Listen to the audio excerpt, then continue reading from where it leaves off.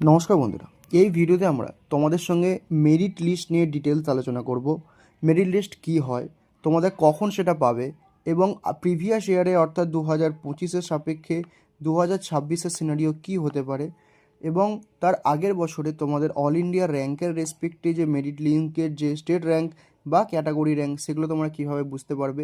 এছাড়াও state rank wise যে cut off তোমাদেরকে সেগুলো ক্লিয়ারলি দেখাবো এই ভিডিওতে, যাতে তোমাদের একটা ধারণা থাকতে পারে যে মেরিট লিস্টটা কীভাবে আসবে এবং সেখানে তোমাদের র্যাঙ্ক পজিশন কী হবে এবং কাট অফ কী হবে। এই ভিডিওতে আমরা সেগুলো ডিটেলস আলোচনা করব, তোমাদের সঙ্গে সেগুলো শেয়ার করব।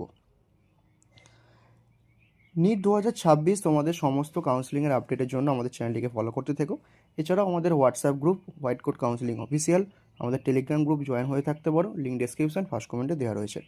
নিট 2026-এ তোমাদের কমপ্লিট কাউন্সিলিং গাইডেন্স আমার এক্সপার্ট কাউন্সিলরদের থেকে পাওয়ার জন্য এই নাম্বারে আমাদের সঙ্গে কন্ট্যাক্ট করতে পারো। তোমাদেরকে এখন থেকে শুরু করে কাউন্সিলিংয়ের এন্ড পর্যন্ত গাইড করা হবে, কলেজের অ্যাডমিশন পর্যন্ত তোমাকে গাইড করা হবে। তোমার র্যাঙ্ক ওয়াইজ তোমাকে বেস্ট চয়েস প্রেফারেন্স লিস্ট বানিয়ে দেওয়া হবে, ডকুমেন্ট লিস্ট তোমাদেরকে প্রোভাইড করা হবে এবং কোন কোন ডকুমেন্ট কীভাবে রেডি করতে হয় তোমাদেরকে সেই গাইডেন্সও দেওয়া হবে। সমস্ত রাউন্ডের আপডেট তোমরা আমাদের থেকে পেয়ে যাবে। এছাড়াও তোমার র্যাঙ্ক ওয়াইজ প্রত্যেকটা রাউন্ড ওয়াইজ তোমাদেরকে চয়েস প্রেফারেন্স লিস্ট বানিয়ে দেওয়া হবে। ম্যানেজমেন্ট করা যে সমস্ত স্টুডেন্টরা রয়েছে তোমাদের without bank guarantee admission, scholarship programme, এছাড়াও তোমাদের টোটাল ফিজ এবং টিউশন ফিজের উপর তোমাদের ডিসকাউন্ট এবং নেগোসিয়েশন আমাদের ফুল সাপোর্ট পাবে এবং তোমার সেখানে ডিসকাউন্টও হয়ে যাবে। তোমরা আমাদের সঙ্গে এই নাম্বারে কন্ট্যাক্ট করো তোমাদের অ্যাডমিশন এবং কাউন্সেলিং সাপোর্টের জন্য। তোমার লাস্ট রাউন্ড অবধি টোটালি তোমরা আমাদের থেকে গাইডেন্স পেয়ে যাবে। চলো ভিডিওটা শুরু করা যাক।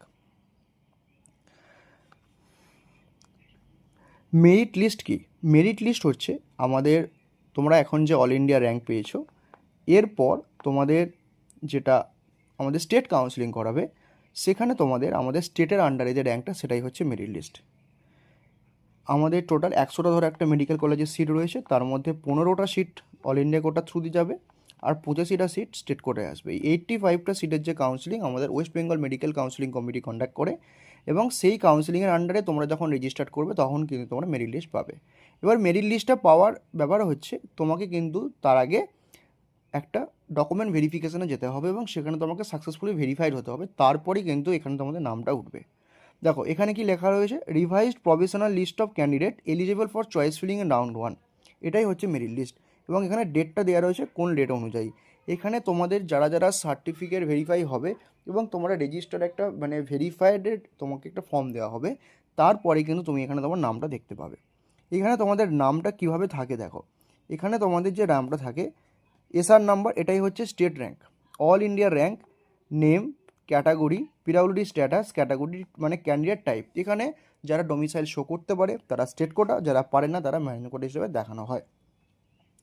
আর এই যে স্টেট র্যাঙ্ক এইগুলো কিন্তু অল ইন্ডিয়া র্যাঙ্কের পাশাপাশি তোমাদের কিন্তু তখন আর এটা দেখলে হবে না, স্টেট র্যাঙ্কের সিরিয়াল অনুযায়ী তোমার নাম কত সেটাই তোমার স্টেট র্যাঙ্ক।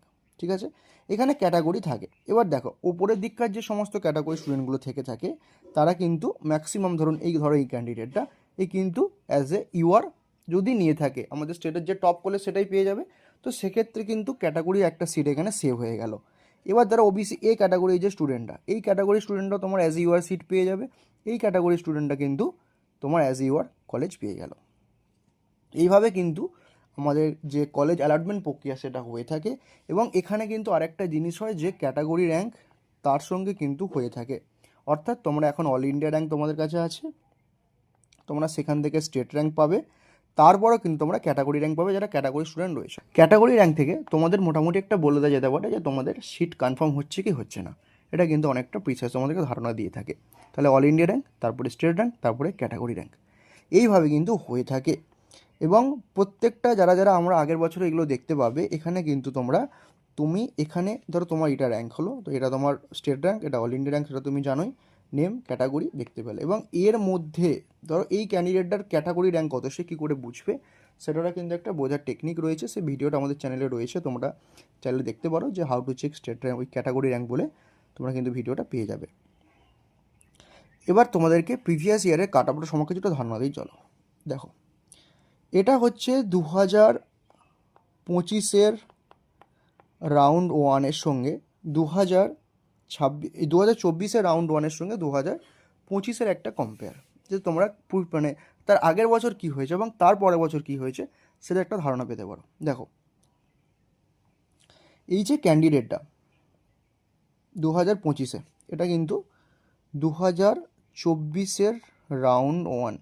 তোমাদেরকে একটা কথা এখানে বলার যে তোমরা কিন্তু অল ইন্ডিয়া র্যাঙ্ক দেখে এখানে কোনো ডিসিশান নেবে না, কারণ এগুলো কিন্তু তখন কিন্তু সিট ইনক্রিজ হয়নি।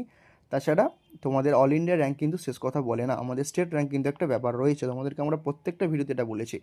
তোমরা বিগত বছরের কাট অফ দেখে ভাবছো যে 24-এর 23-এর যে 39K 40K অবধি সেফ, কিন্তু এর পরও নামবে, কারণ তোমাদের এখনও স্টেট র্যাঙ্ক রয়েছে। স্টেট র্যাঙ্ক অবধি তো ওয়েট করো। ব্যাপারটা হচ্ছে তোমাকে পার্টিসিপেটটা করতে হবে যাতে তুমি তোমার পজিশনটা বুঝতে পারো। কেউ বর্ডার লাইনে ভেবে যে আমার হবে কি হবে না, দরকারি কাউন্সেলিং করবো না, এরকম কিন্তু ডিসিশন নেবে না। তোমাদের কিন্তু বিশাল একটা বড় চান্স মিস হতে পারে। তাই প্রত্যেককে বলছে কাউন্সেলিংয়ে পার্টিসিপেটটা করে দেখো। 2024-এ রাউন্ড 1-এ তোমার all India rank wise cut out ছিল 39,522, স্টেট র্যাঙ্ক ছিল 1890, ক্যাটাগরি র্যাঙ্ক ছিল 1337। 2025-এ রাউন্ড 1-এ ক্লোজ গেল কত দেখো, স্টেট র্যাঙ্ক এখানে ছিল 1890, এখানে ক্লোজ গেল 1983-তে, ঠিক আছে। ওবিসি এ ক্যাটাগরিতে এখানে ক্লোজ গিয়েছিল 2124-এ, এখানে গেল 2463। ওবিসি বি ক্যাটাগরি 2434, এখানে 2095। ইডাব্লিউএস ক্যাটাগরি এখানে 4711, এখানে 4425। এসসি ক্যাটাগরি এখানে 5752, এখানে 5395। এসটি ক্যাটাগরি এখানে 8022, এখানে 8666। এটা হচ্ছে 2024-এর রেসপেক্টে 2025-এর যে কাট অফের একটা ডিভিশন রয়েছে সেটা, ঠিক আছে। এটা তোমরা এখানে ক্লিয়ারলি বুঝতে পারলে। এবার এর রেসপেক্টে 2026-এ কী হবে। 2026-এ কিন্তু এমবিবিএসের সিট কিন্তু ইনক্রিজ হচ্ছে, গভর্নমেন্টের সিট কিন্তু এবারে ইনক্রিজ হচ্ছে।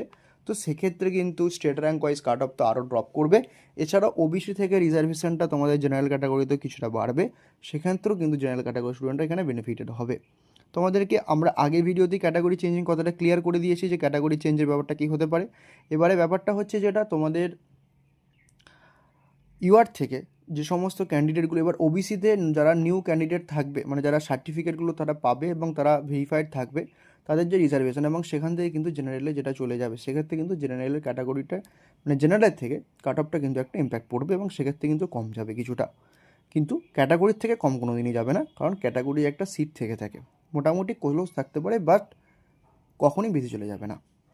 2000 তোমরা এই যে মেরিট লিস্টটা দেখতে পাচ্ছ, এই মেরিট লিস্ট অনুযায়ী ধরো এই ক্যান্ডিডেটটা তোমাদের যেটা ভুল ধারণা থেকে থাকে চয়েস ফিলিংয়ের সময়, যে ধরো দুটো ক্যান্ডিডেট রয়েছে 5132 133, তোমরা ভাবো যে এই ক্যান্ডিডেটটা তোমাদের আগে সিলেকশান যদি একটা লাস্টের দিকের কলেজ আগে দিয়ে দেয়, এই ক্যান্ডিডেটটা পরে দিয়ে দেয়, তো সেক্ষেত্রে এই ক্যান্ডিডেটটা আগে চান্স পেয়ে যাবে। ধরো এই ক্যান্ডিডেটটা আমি ধরে নিলাম এই ক্যান্ডিডেটটার এসএসকেএম পাওয়ার চান্স বেশি এবং এই ক্যান্ডিডেটটার এমসিকে পাওয়ার চান্স বেশি। তোমাদের যদি কথা অনুযায়ী তোমরা ভাবো যে এই ক্যান্ডিডেটটা আগে এসএসকেএম দিয়েছে বলে এ আগে পাবে, এ পাবে না পরে দিয়েছে বলে, সেটা কিন্তু নয়। এই যখন আমাদের সিট অ্যালটমেন্ট হয়ে থাকে পরপর কিন্তু সিরিয়াল নাম্বার অনেক চেক করতে আসে এবং তার যে চয়েস ফিলিং সেটা চেক করতে করতে আসে। তো সেক্ষেত্রে তোমাদেরকে যেটা আমরা বলবো, চয়েস ফিলিংয়ের সময় তোমরা পরপর তোমাদের যে পছন্দের কলেজ সেগুলোকেই দিয়ে রাখবে, এতে তোমাদের কিন্তু কলেজ পাওয়ার পসিবিলিটিটা বেড়ে যাবে এবং তখন তোমাদেরকে আমরা ডিটেলসে গাইড করে দেওয়া হবে যে তোমরা কীভাবে চয়েস ফিলিংটা বানাবে এবং চয়েস ফিলিং লিস্টও তোমরা কীভাবে রেডি করবে যে তুমি তোমার র্যাঙ্ক ওয়াইজ একটা বেস্ট কলেজ পেতে পারো। তোমাদেরকে আমরা সে বিষয়ে সম্পূর্ণ গাইড করব এবং তোমাদেরকে আমরা ডিটেলসে হেল্প করব। তোমরা আমাদের কাউন্সিলিং প্রোগ্রামটা জয়েন করে রেখো সেই সম্পর্কিত ডিটেলসে হেল্প পাওয়ার জন্য। তো এই হচ্ছে মোটামুটি একটা মেরিট লিস্টের ধারণা। তোমরা এখান থেকে প্রিভিয়াস ইয়ারের যে কাট অফটা দেখলে, এই বছরে কিন্তু তোমাদের অল ইন্ডিয়া র্যাঙ্ক ওয়াইজ কিন্তু কাট অফটা আরও ড্রপ করবে। তোমরা কিন্তু প্রত্যেকে কাউন্সিলিংটায় পার্টিসিপেট করো। তোমাদেরকে এই যে ডিফারেন্সটা দেখানোর আমাদের একটাই লক্ষ্য, যে এরা কিন্তু কেউ জানতো না যে এক্সটেনশনটা রয়েছে। তোমরা যদি আগের বছরের স্টেট র্যাঙ্ক অনুযায়ী ভাবো যে এই অবধি লাস্ট আর তো পাবো না, সেটা কিন্তু নয়, ঠিক আছে। তো ওয়েস্ট বেঙ্গল স্টেট কাউন্সিলিংটা পার্টিসিপেট করো, তোমাদের কিন্তু আলটিমেট কিছু একটা হতে পারে। ভালোভাবে কিন্তু কাউন্সিলিংয়ে পার্টিসিপেট করো। এখন থেকে ডকুমেন্টগুলো রেডি করো, কাউন্সিলিংয়ের রুলসগুলো বুঝে নাও, তোমাদেরকে আমরা ডিটেলসে রুলসগুলো বুঝিয়ে দেবো।